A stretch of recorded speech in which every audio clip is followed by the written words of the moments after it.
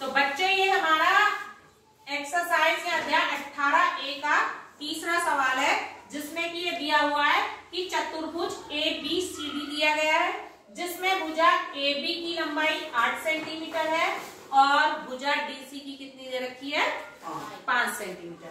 भुजा AB किसके समांतर है, DC के समांतर है, और BC की लंबाई कितनी है 5 सेंटीमीटर और DC की भी लंबाई कितनी है 5 सेंटीमीटर। और भुजा AD जो है AB पर लंब है। तो हमें इस समलंब का क्षेत्रफल निकालना है। तो इसके लिए हम क्या करेंगे, तो इसके लिए हमारे पास फॉर्मूला होता है समलंब का क्षेत्रफल, समलंब चतुर्भुज का क्षेत्रफल इसके बराबर होता है 1/2 गुणा समांतर भुजाओं का योग गुणा ऊंचाई। अब यहाँ पर हमारे पास क्या है, ऊंचाई नहीं है, तो ऊंचाई निकालने के क्या करें, ये इस पर लंब है, ऐसे ही इसके समांतर हम एक रेखा खींच देते हैं। तो ये हमारी कितनी है 5 सेंटीमीटर है, तो ये भी हमारी कितनी हो जाएगी 5 सेंटीमीटर। इस बिंदु का नाम हम E दे देते हैं। तो AE किसके बराबर हो जाएगी 5 सेंटीमीटर और EB किसके बराबर हो जाएगी 3 सेंटीमीटर। अब हमें इसका ऊंचाई चाहिए, तो हम ये निकालेंगे।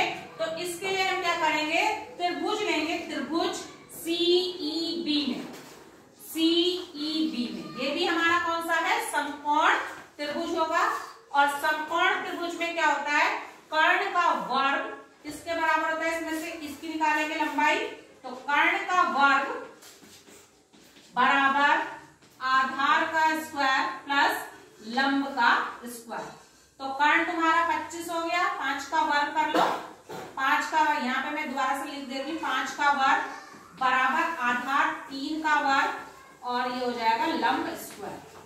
तो ये 25 बराबर 3 तिया 9 प्लस लंब स्क्वायर, ठीक है, ये स्क्वायर में निकल गया। अब 25 माइनस 9 बराबर क्या हो गया लंब का स्क्वायर, तो 16 इसका वर्गमूल ले लीजिए, तो ये हो जाएगा लंब, यानी कि 4 सेंटीमीटर क्या है हमारा लंब की ऊंचाई हो जाएगी, यानी कि लंब हमारा 4 मीटर। अब हम आसानी से इसमें समलंब चतुर्भुज के क्षेत्रफल का फॉर्मूला लगा सकते हैं, क्योंकि हमें ये ऊंचाई मिल गई, ठीक है। तो समांतर भुजाओं का योग यानी कि किसका योग होगा AB और DC, तो हाफ इंटू B1 ये हो गई, यहाँ से आता है 8 सेंटीमीटर, यहाँ इसको AB, यहाँ पर देखो AB 8 और ऊपर वाली कितनी हो गई ये वाली 5, और हमने ऊंचाई निकाली इसकी 4 सेंटीमीटर। तो 1/2 गुणा 8 और 5 कितना होता है 13 और गुणा 4, तो 2 से कट गया, 2 दूनी 4 और 13 दूनी 26, तो 26 सेंटीमीटर स्क्वायर जो हो गया, ये इस पूरे इसका क्षेत्रफल निकल जाएगा इस तरह से। तो सबसे पहले तुम्हें क्या था ऊंचाई निकालनी थी। ऊंचाई निकालने के लिए तुम्हें समकोण त्रिभुज का वो लगाना था, प्रॉपर्टी लगानी थी, कर्ण का स्क्वायर बराबर आधार का स्क्वायर प्लस लंब का स्क्वायर। वैसे भी इसका ट्रिक है, अगर ये 5 है 3 है तो ये 4 होता है, 5 4 3 का, तो ये हाइट 4 निकल गई। अब फॉर्मूला लगा दिया 1/2 समांतर भुजाओं का योग यानी कि AB plus DC into H, ये निकल गई। ये 8 5 13 गुणा इसका वर्ग कर दिया, तो ये 26 सेंटीमीटर स्क्वायर। समझ आ गया जी?